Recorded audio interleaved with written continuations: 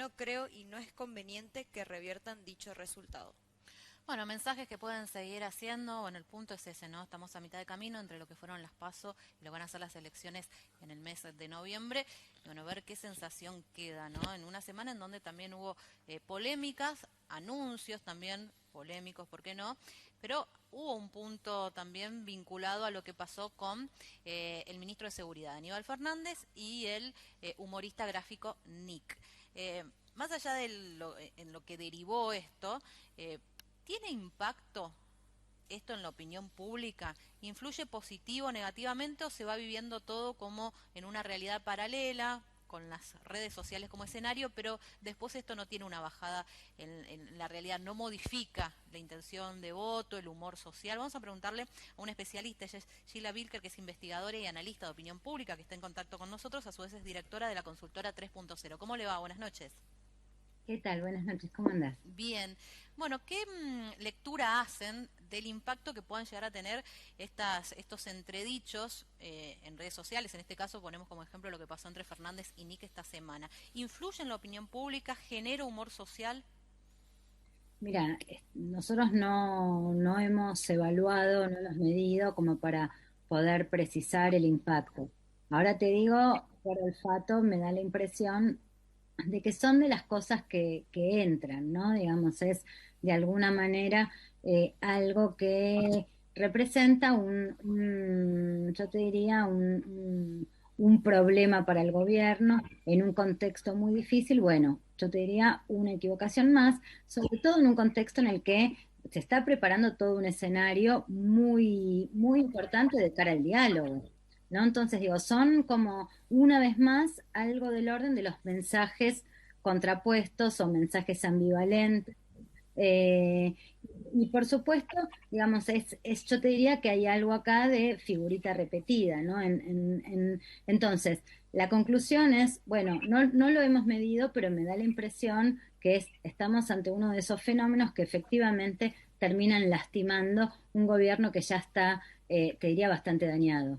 Chica, buenas noches, Gustavo Gamboa en este caso. Eh,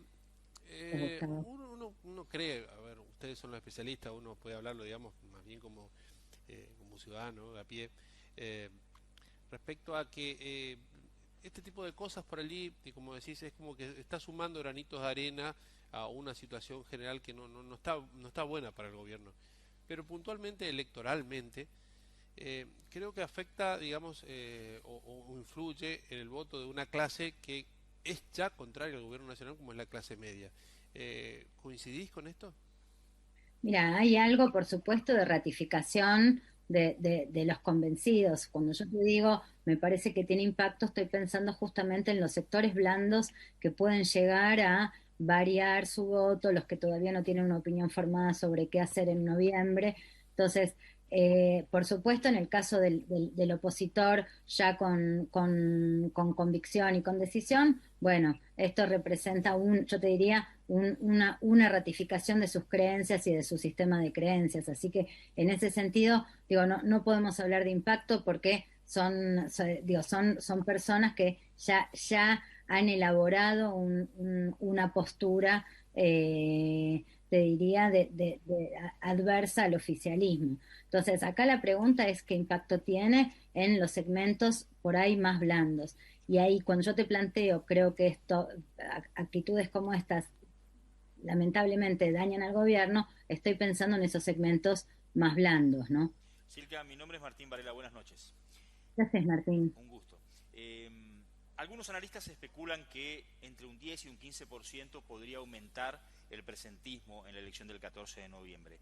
¿Qué opinión tienen ustedes respecto del perfil de esa gente que puede ir a votar y que no votó el 12 de septiembre?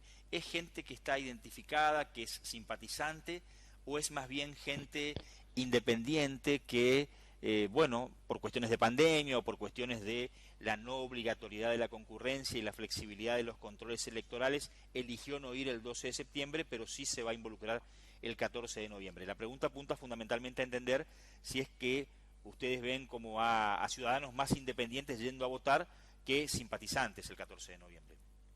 Mira, efectivamente creemos, como vos bien lo planteás, que va a haber una mayor participación.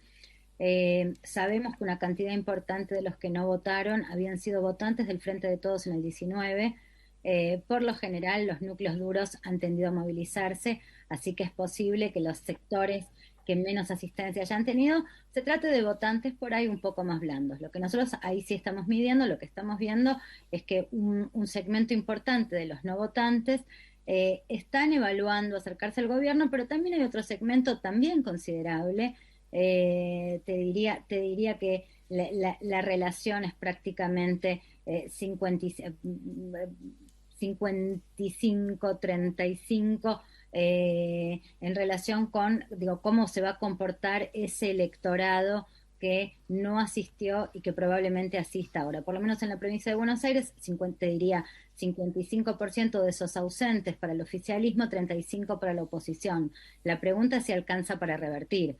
En nuestros estudios nosotros no estamos viendo que haya, digo, que esto alcance, sobre todo porque además ha habido alrededor de 9 puntos de votantes a minorías, es decir, a partidos que no han pasado el 1,5, y lo que estamos viendo es que de ese segmento electoral prácticamente nada fluye hacia el oficialismo. Entonces, bueno, en esta nueva, yo te diría, nuevo equilibrio, nueva relación de fuerzas que representa esta nueva elección, bueno, es muy probable que el gobierno crezca en términos absolutos, en términos de votos, es decir, tenga más votantes.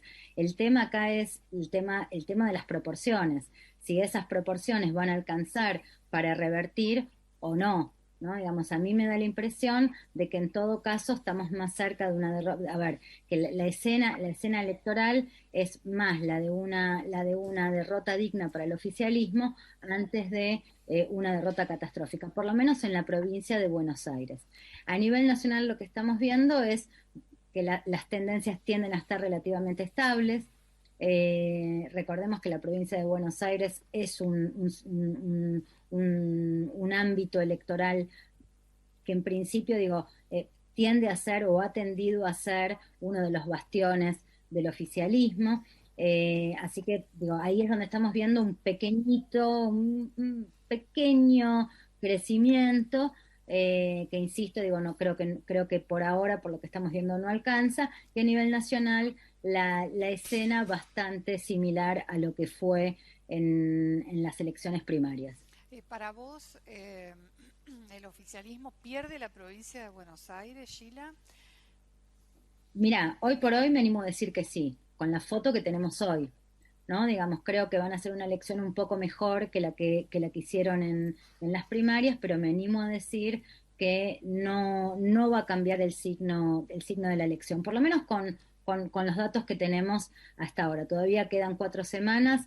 Creo que es apresurado hoy por hoy plantear pronósticos, sobre todo porque sabemos que el voto de los segmentos más blandos, más indecisos, tiende a empezar a elaborarse más cerca de la fecha de la elección. Porque algunos Entonces, piensan, Sheila, que podría perder la base electoral que históricamente tuvo el peronismo.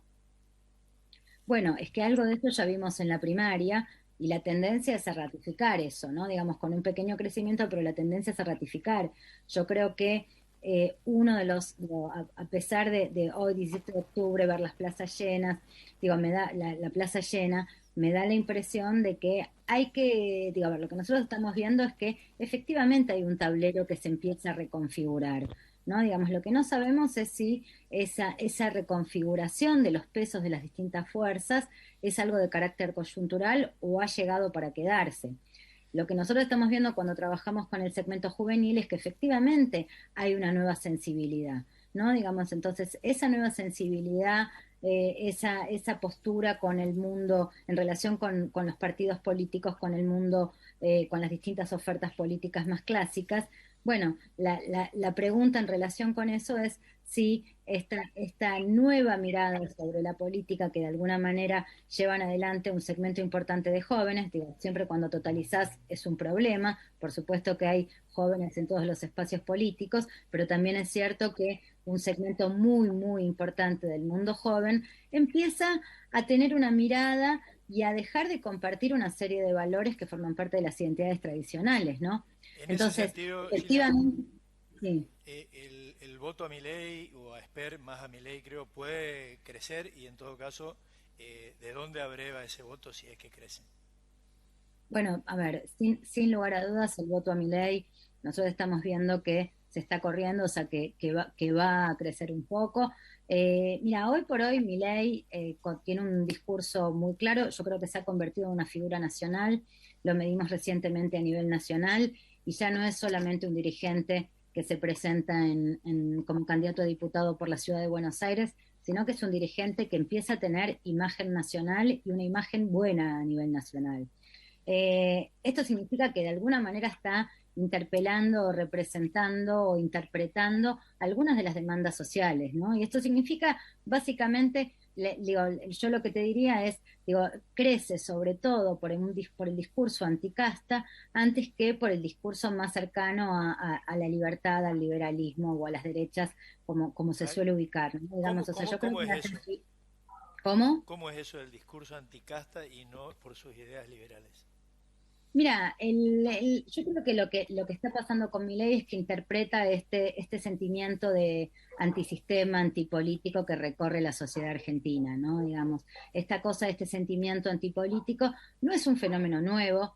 Yo te diría, estuvo en la génesis estuvo en la génesis del PRO, ¿no? Que había un discurso de derecha y al mismo tiempo un discurso antisistema, antipolítica.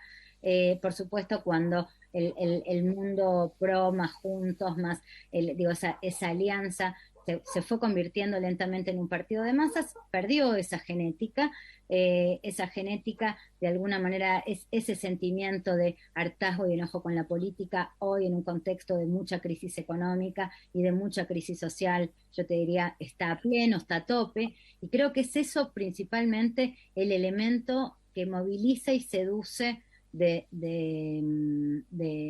Javier Milei, ¿no? Por eso me da la impresión de que una de las discusiones probablemente que haya ahí es en qué medida son las ideas de libertad o las ideas liberales o libertarias las que interpretan a la ciudadanía y en qué medida sea esa idea de tiembla la casta política o los vamos a sacar a todos a patadas en el culo o cosas por el estilo que son probablemente las ideas que tengan hoy más pregnancia en la sociedad. Pero podría ¿no? salir segundo después de Vidal en Buenos Aires, ¿le podría sacar a Santoro ese espacio? Todavía nosotros no lo tenemos en ese lugar, pero sí lo tenemos creciendo un poco. ¿Los votos de Así López que, Murphy a dónde van?